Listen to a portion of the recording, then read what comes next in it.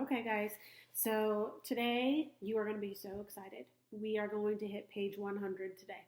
I'm sure that you can't stand anything like it's just so exciting for you, I'm sure. Anyway, so okay, last time that we left, Sage was kind of talked with Imogen. We know that she's a mute, so it's not like she could talk back. But he just was so just like he's almost becoming obsessed with her a little bit. So I hope you guys came up with some good answers of what it is why you think that is. Okay, we're going to go ahead and start the next chapter. I'm not even going to give you, oh, wait, Rodin's in this one, so maybe we'll talk about his relationship with Rodin at the end. Okay, I was already in bed when Tobias and Rodin came in. If they realized that I might be asleep, they spoke to me anyway. We heard about the trick you pulled with Mott's knife, Rodin said. Connor wanted to give you a few lashes, but Mott said he handled it with you already. Who's my dressing servant now, Tobias asked. Dress yourself, I muttered. You've managed for your entire life until now. Connor's made us into gentlemen, he said. A gentleman would never stoop to dress himself. If he put us in dresses, we wouldn't suddenly become women, I said. You're an orphan in a costume, Tobias, nothing more.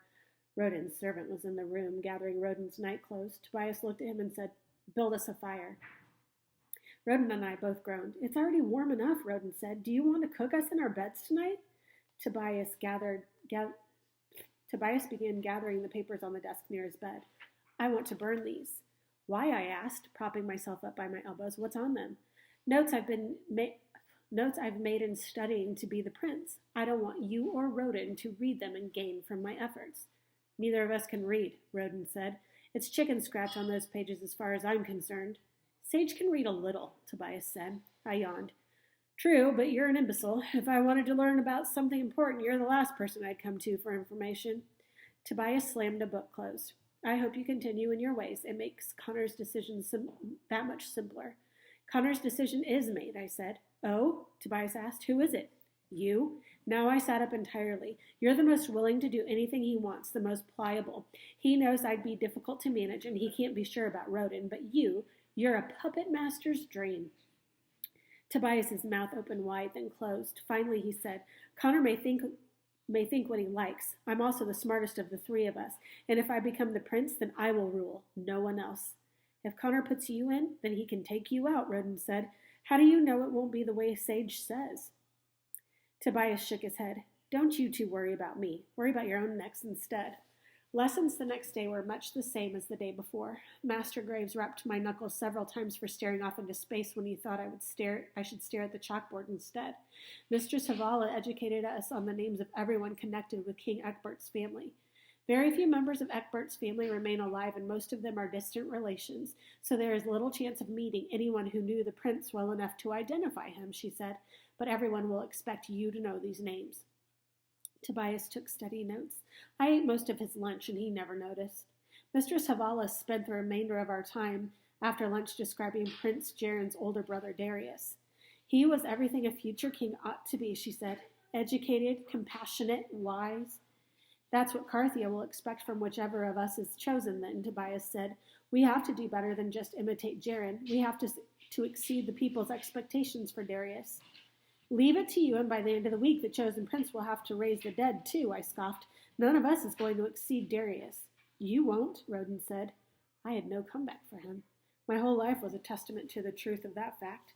There's an old saying in Avenia that goes, just because it's calmer than a hailstorm doesn't mean it's calm.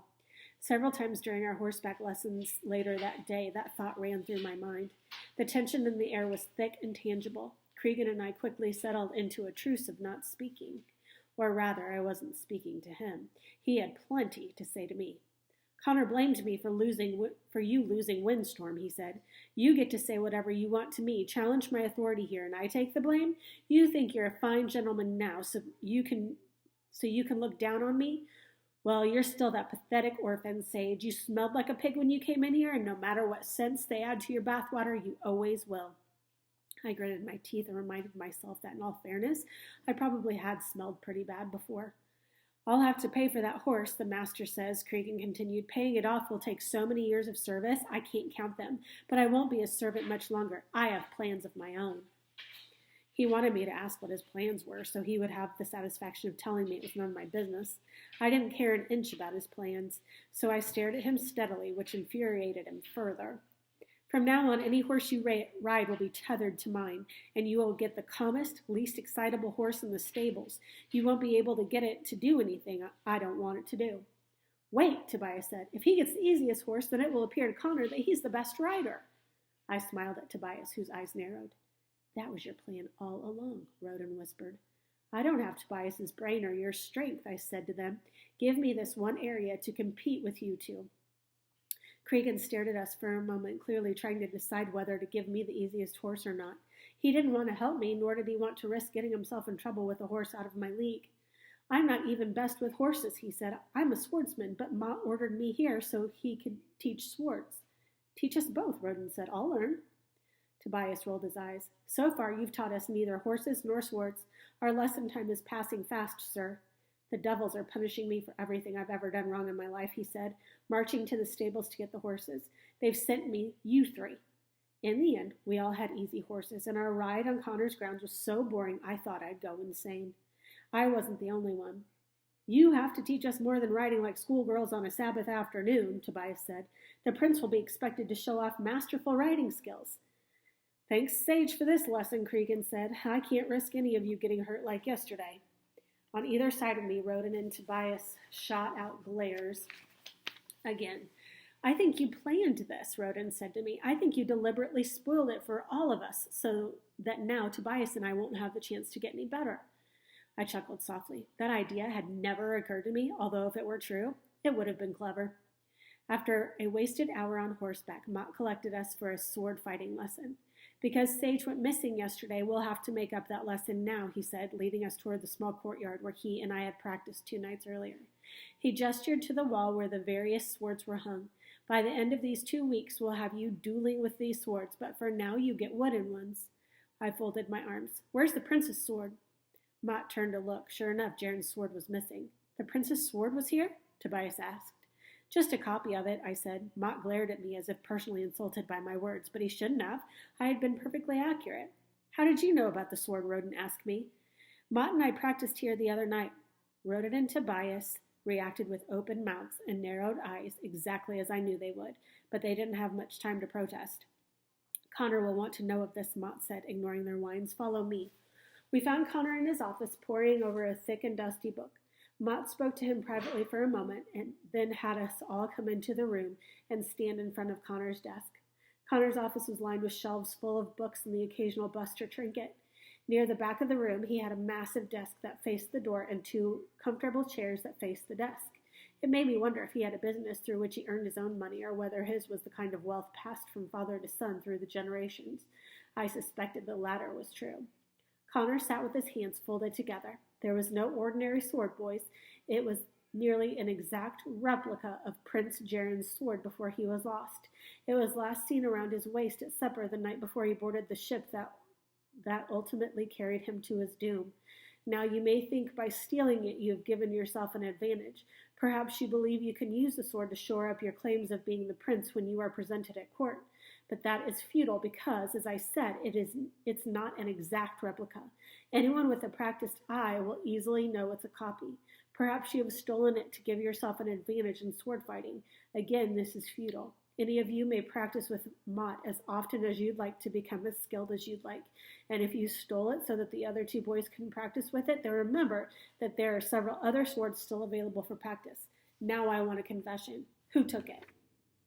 All 3 of us remained silent. Connor couldn't possibly believe that the thief would confess. None of us was that stupid. Sage must have taken it, sir, Tobias said. Why is that? Connor asked. He's the only one who's already handled the sword. Which is evidence of nothing, Connor said. It was there while the boys were in the horseback lessons yesterday, Mott said. We know where Sage was at that time, and all of the boys have been supervised since then. Where were you and Roden during that time? Connor asked Tobias. Tobias hesitated. After Sage ran off on Windstorm, Cregan was going to follow him. He told us to go to the sword arena and wait for Mott. But after a few minutes, a servant came and told us that Mott had gone to look for Sage too, so we left. We left together, Roden said quickly. If either of us had taken it, the other one would know. And what did you do after returning to the house? Connor asked. Tobias's eyes fluttered. I was in the library. Rodin frowned. I went back to our room. And can either of you provide proof that you were there? After a long, very uncomfortable silence, I rocked on my heels and smiled. For the first time, I think I'm glad that horse ran off with me. Okay, so since this is our last one today, I want you to guess, make a prediction. What happened to the sword? Where do you think it is? Who do you think took it? Okay? All right, I hope you guys have a good weekend.